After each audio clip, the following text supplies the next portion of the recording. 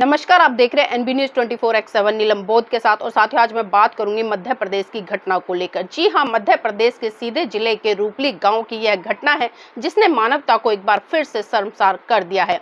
अगर आजादी के 75 साल बाद भी हम आजादी के मायने देखें तो क्या वो आजादी सही रूप से चरितार्थ हो रही है, सोचने वाली बात है। लेकिन साथियों, जिस आजादी की बात हम करते हैं, जिस आजादी की बात हमारे महान पुरुषों ने की है, जिस आजादी के लिए इस देश के तमाम शहीदों ने अपनी जान पर खेलकर इस देश को आजाद कराया, उन्होंने कभी सोचा नहीं होगा कि आज गंदी मानसिकता के लोग उस आजादी का इतना नाजायज फायदा उठाएंगे।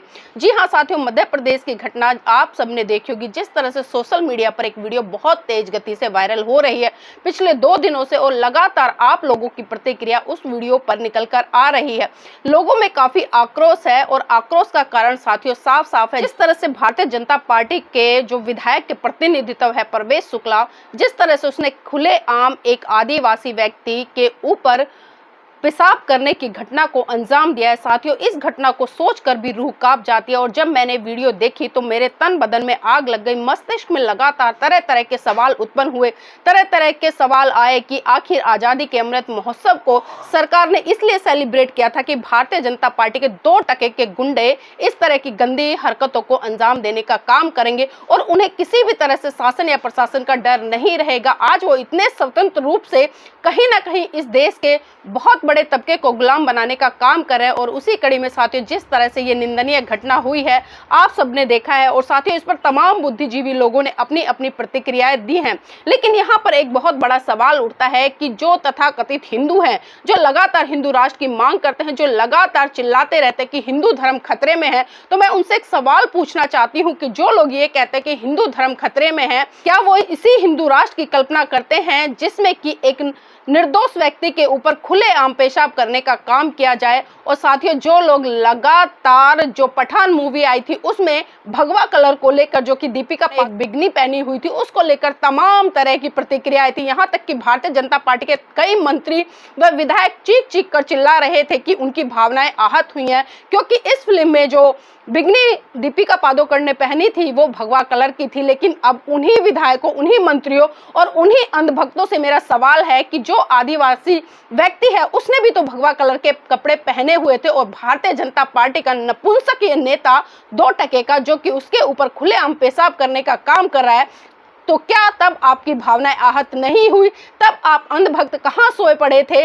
तब आप सभी अंधभक्त बिलों में घुसकर क्यों बैठ गए थे? एक भी व्यक्ति निकल कर नहीं आया, किसी ने भी अपनी प्रतिक्रियाएं नहीं दी। आखिर क्यों? क्योंकि आप सभी जानते हैं कि जो गंदी मानसिकता आपके मन मस्तिष्क में पल रही है, वही गंदी मानसिकता कहीं ना कहीं आपकी इस तरह के कुकृत्य द्वारा परिलक्षित होती है। और साथ ही जिस तरह से हमने देखा कि ये पहले घटना नहीं है, इससे भी पहले लगातार बहुत सारी घटनाएं होती रही हैं, लेकिन इस तरह की घटनाओं को अंजाम देने वाले लोगों के अंदर आखिर इतनी ताकत, इतनी हिम्मत आती कहां से है कि वो इस तरह की घटनाओं को खुले आम अंजाम देते नजर आते हैं? उन्हें किसी भी तरह का प्रशासनिक या शासनिक तौर पर डर नहीं रहता। लेकिन साथियों, जिस तरह से घटना सोशल मीडिया पर वायरल हुई, क्योंकि ये घटना पिछले 3 महीने पहले की बताई जा रही है, जहां पर इस घटना को अंजाम दिया गया, वहां पर एक दुकानदार ने इस घटनाक्रम को अपने मोबाइल में कैद कर लिया था और उसने इस घटना को रोकने का भी प्रयास किया। लेकिन उस दबंग गुंडे ने, कि बिल्कुल ही बुद्धि से पैदल है, उसने उसकी बात को अनदेखा किया और अपनी मनमानी लगातार करता रहा। लेकिन साथियों, कहते हैं ना कि पाप का घड़ा बहुत जल्दी भरता है,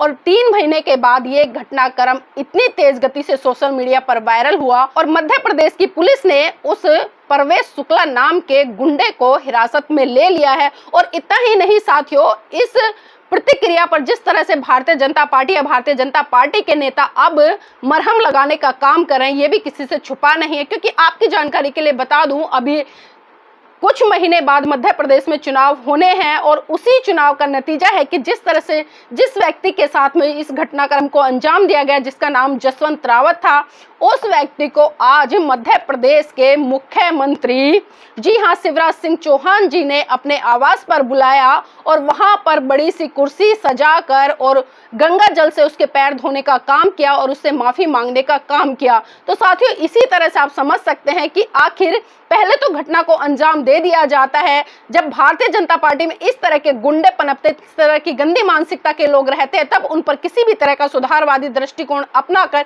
उनको नैतिकता नहीं सिखाई जाती। लेकिन जब दिखता है कि घटनाक्रम घट गया है और कहीं ना कहीं उनका वोट बैंक खिसकने वाला है, उसी वोट बैंक को संभालने के लिए शिवराज चौहान जी ने यह कदम उठाया। उन्होंने गंगा जल से जो जसवंत राव है उसके पैर धोने का काम किया और उसको अपने घर बुलाया, माफी मांगी और तुरंत मध्य प्रदेश की पुलिस ने परवेश शुक्ला नाम के व्यक्ति को भी हिरासत में ले लिया है। तो साथियों, बहुत सारी चीजें हैं, लेकिन ये हमें सोचना पड़ेगा कि आखिर ये घटनाक्रम कब तक होते रहेंगे और क्यों होते रहेंगे। क्योंकि जब ये घटनाक्रम अंजाम दिया जा रहा था तो जसवंत राव जो व्यक्ति आदिवासी है, दलित है, वो चुपचाप बैठा रहा। उसके अंदर इतनी भी हिम्मत नहीं हो पाई कि इस ब्राह्मणवादी व्यक्ति को ये मुंह तोड़ जवाब दे सके या उसको रोक सके। वो बिल्कुल ऐसे बैठा हुआ जैसे वो कुछ जानता ही नहीं है।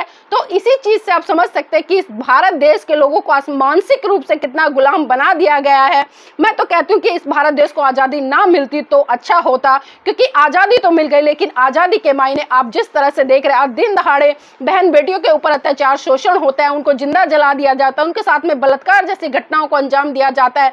और अभी आपने जिस तरह से मध्य प्रदेश की एक घटना देखी साथियों, मानवता को भी शर्मसार करने वाली ये घटना है और सोचते हो भी कहीं ना कहीं रूह कांपती है। लेकिन आज मेरा सवाल उन सभी लोगों से जो लगातार कहीं ना कहीं अपने धर्म को स्थापित करने की तो बात करते हैं, लेकिन कभी भी वो मानवता को स्थापित करने की बात नहीं करते, कभी भी वो मानवता के सिद्धांतों को जो बात करते हैं, हमेशा हिंदू मुस्लिम की, दलित की, लगातार इस तरह के एजेंडों पर बात करते हैं। और लगातार इस तरह के एजेंडों को कहीं ना कहीं हम देखते हैं कि सरकार के द्वारा प्रायोजित किया जाता है और आम जनता उसमें उलझकर रह जाती है। और इस तरह की घटनाओं को अंजाम देने वाले साथियों, ज्यादातर लोग आपने देखे होंगे कि वो हिंदूवादी मानसिकता से लिप्त होते हैं, आरएसएस की विचारधारा से लिप्त होते हैं और कहीं ना कहीं वो भारतीय जनता पार्टी से ताल्लुक रखते रहते हैं। तो ये सोचने वाली बात है कि आखिर इस तरह की घटनाओं को अंजाम कैसे दिया जाएगा। साथियों, इस देश में समस्याएं बहुत हैं, लेकिन उन समस्याओं पर किस तरह से काम किया जाए, किस तरह से इन समस्याओं का समाधान किया जाए, ये भी इस देश के लोगों का नैतिक दायित्व बनता है।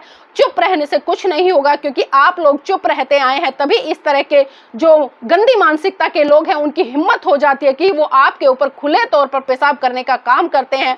और कहीं ना कहीं साथियों, आपको अगर इस तरह के लोगों से बचना है या इस देश के लोगों को एक सही दिशा देते हुए भाईचारे को स्थापित करना है, और यहाँ पर मैं सरकार से अपील करना चाहूंगी कि इस परवेश शुक्ला नाम के दूषित व्यक्ति को कड़ी से कड़ी सजा दी जाए, इस पे मानहानि का केस किया जाए, SC/ST एक्ट के तहत इस पर मुकदमा दर्ज किया जाए। और इतना ही नहीं, जो यशवंत राव जो व्यक्ति है जिसकी इतने बड़े स्तर पर एक तरह से मानहानि हुई है, उसके मुआवजे के लिए बड़ी रकम निर्धारित करनी चाहिए। और जब 2-4 लोगों पर इस तरह के मुआवजे की राशि लाद दी जाएगी तो कहीं ना कहीं ये लोग भी इस तरह की घटनाओं को अंजाम देते हुए सोचेंगे और कहीं ना कहीं अपने अंदर एक सुधारवादी दृष्टिकोण को लेकर आएंगे और मनुष्य होने का प्रमाण भी देंगे।